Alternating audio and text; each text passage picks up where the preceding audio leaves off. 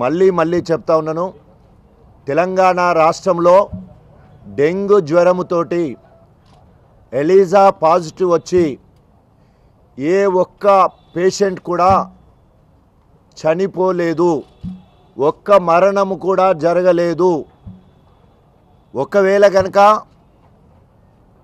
Private హాస్పిటల్లో ఒకవేళ చనిపోయినట్టుండేది ఉంటే, ఒకవేళ పాజిటివ్ ఉండేది ఉంటే తప్పకుండా విధిగా ప్రభుత్వానికి వారి నివేదిక ఇవ్వవలసిన అవసరం ఉంటుంది.